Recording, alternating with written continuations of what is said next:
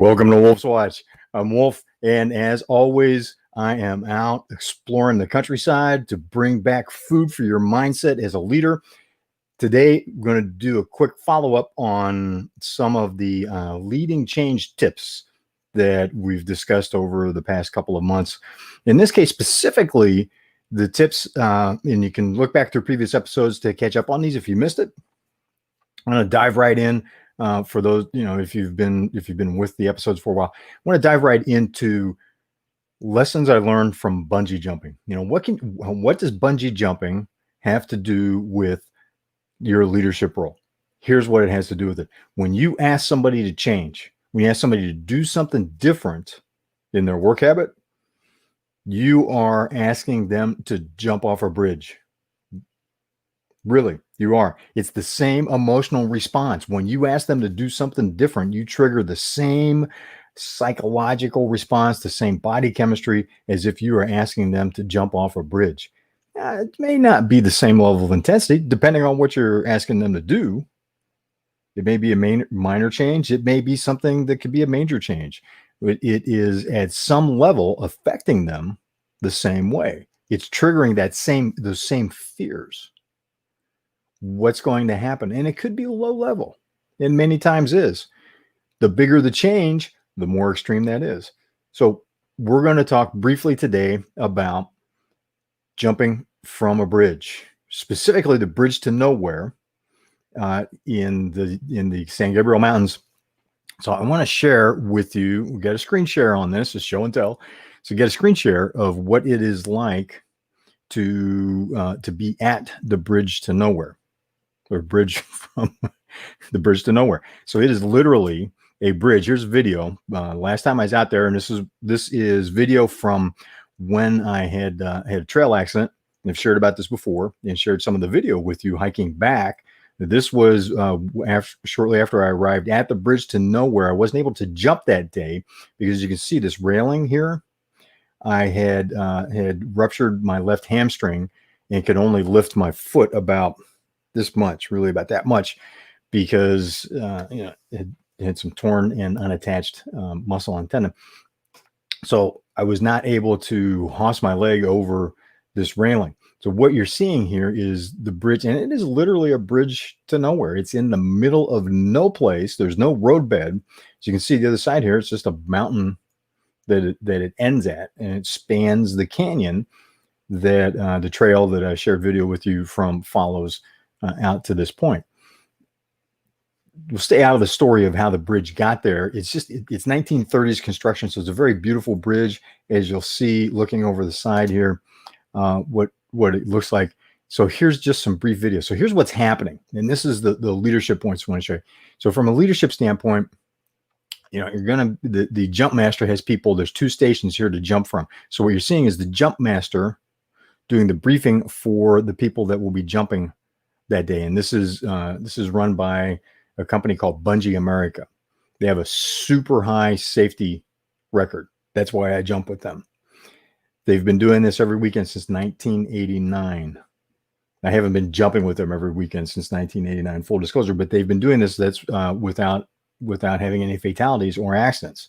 It's a beautiful location out in the mountains. But here's the thing. So this is first leadership tip, and we've talked about this previously, but I want to give you some visual to go with it so you can see what is this really like to be out there. So here's the jump master. You can see my cursor swirling around the jump master, beginning the training for the people that are going to jump. Doesn't matter how many times they've jumped. Just like John Wooden, famed UCLA basketball coach, was well known for starting every basketball season with, here's how you put on your socks.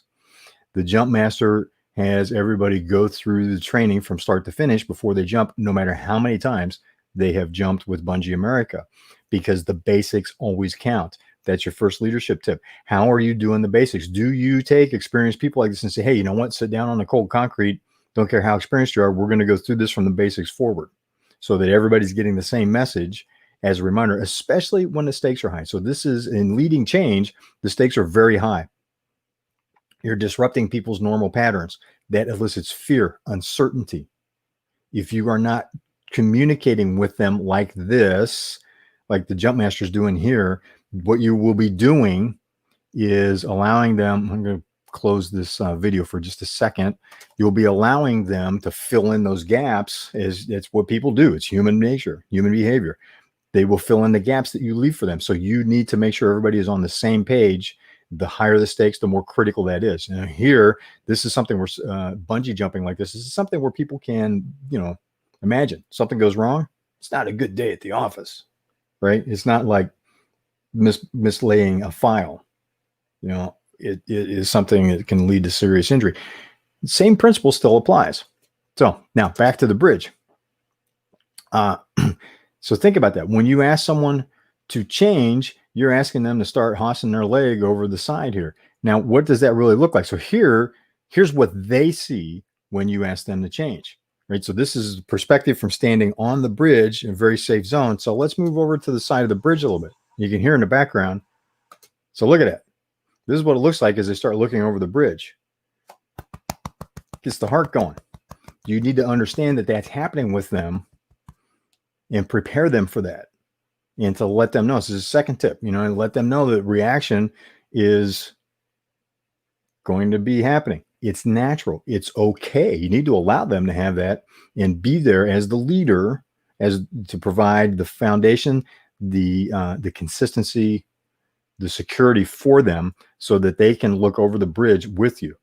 Because here's what they see. Look at that. So if something goes wrong, see that big rock right there? If something goes wrong, that's where you're going to end up 3-4 seconds after jumping. Actually, not even that fast. It's only 160 feet. Think about that. Only 160 feet. But that is where you're going to end up if something goes wrong. Well, how does something go wrong? If you're not listening to the jump master, if you're not doing what the jump master tells you to do. I'm going to keep this brief. There's more lessons to pull from this. That this is the primary. So it's that emotional response, because this is a big part of why so many companies' projects fail. They don't acknowledge the human behavior, the human psychology of what happens when you ask people to change. They start looking over this bridge and they begin assuming a whole bunch of stuff. They're focused on that rock. When you jump, they have you look actually straight out at the mountainside forward rather than looking down. Now you see that in a lot of movies. You always have the music swells. It's just like it's a critical moment, and you have to, and the hero has to guide, excuse me, the person that they're saving across a tight wire between two buildings. So what do? They tell them, "Look at me, don't look down." Why? Because you look at that, you start thinking about hitting the rocks. So here's where, if you are not communicating with them, third tip, if you are not actively communicating with them and guiding them, they're going to look at the rock here, right? See the cursor circling that rock? They're going to be looking at that rock instead of watching you or watching the goal. And what happens? When they're looking at the rock, they get the rock, or they get the wrong, in this case, even with all the safety gear, they're not going to hit that rock, but they are certainly not going to be focused on the task at hand. They're certainly not going to be enjoying the journey. So that's fourth tip. One thing that enjoying the journey. What's the environment that you are creating? Are you just scaring them to death and then bullying them into the behavior that you want? You may be doing that way more than you realize. That is the most common approach in business, particularly in corporate America, to implementing changes. It's like, do this, don't question me. I just want it done. Like the story I shared of the vice president of operations that I was once sitting across the desk from. That company had gone from 1,100 people to 300 people. We're attempting to save the company. And we're talking about morale. Now, I was watching people leave.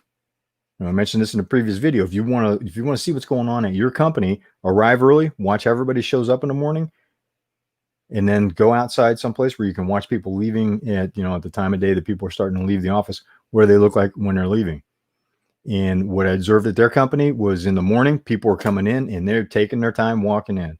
They are pretty clearly not wanting to be there, and they're just dragging it in. It's like kids dragging their books behind them, going to school when they really, really don't want to go to school. And there's a second type of person too, the ones that come in at the very last minute and they're just running in so that they can punch the time card or be seen, get into their desk right at the time they're supposed to start. that really what you want for your team? Is that the environment you want? Just think about that. As a leader, you're responsible for creating that environment. Responsible for having the right people on the team too. That's a recruiting discussion. We'll come back around to that in another episode. So the thing here is, are they enjoying the journey? One of the things that Bungee America is masterful about is making their training session amusing. It's funny. There's a lot of laughter. They goof around a lot. They are training on a very deadly, literally deadly serious set of skills and behaviors that are necessary to have a safe bungee jump off of a bridge 160 feet above a big honking rock in a small creek, right? There's no room for error there. Well, that humor takes a lot of the tension out. It makes it what can be potentially very dangerous. It builds trust.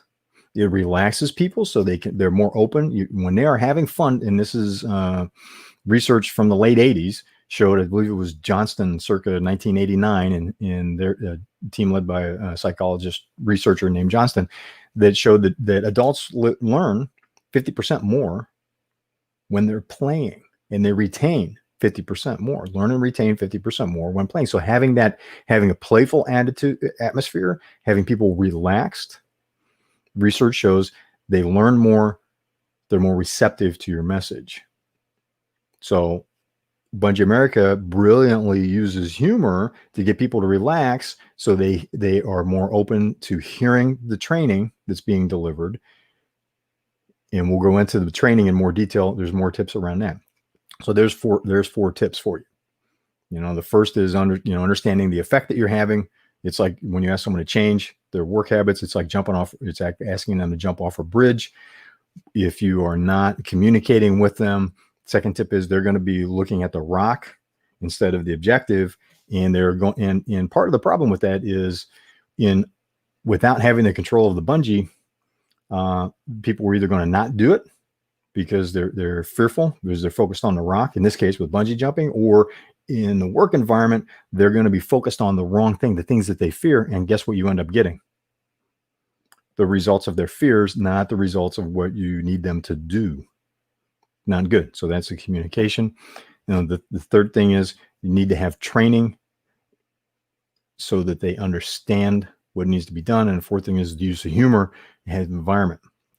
So it's a quick Saturday catch up. Now here's the rest of it. So this is what it looks like. And just to close out the video, here's what it looks like looking over the side, right? And it's pretty far down. It's quite a fall, but look how beautiful the bridge is. So here's the other thing. When you look back up, sunshine, and it's just coming over the mountains. This was early in the morning. Such a beautiful bridge. See the arc of the bridge, and it's just a beautiful place to be and to enjoy. That fear, that emotional intensity, gets the heart going, can miss all of that. So you as the leader are responsible for keeping them focused and enjoying the journey, as Bungee America does here. Look at it, sun coming up over the mountains. Hey, you should come out and jump with us sometime. It's an invitation. If you're interested in having an adventure, put adventure in the comments. We'll talk. We do a lot of adventuring, bungee jumping, horseback riding, motorcycle trips, hikes in the mountains. There's a lot, and there's always learning that comes from that because it's purposeful. So anyway, let me close out this video again here. I'm not multitasking well this morning. There we are. So that's part of the lessons that are learnable from bungee jumping. So see, bungee jumping and leading change, there's very, very much in common. We'll have more lessons on that. Thanks for joining us for the conversation today on Wolf's Watch. And as always, if you enjoy what you are here, if you're getting fed, it's helping the mindset, click the like button if you're watching this on our Facebook page. If you're watching this on our YouTube channel, Adventure CEO, please subscribe. Click notifications so you get a heads up when the next video is coming out, the next live stream is coming out. We've got a lot of content coming. And as always, I appreciate that you're part of the conversation, and I will see you on the trail.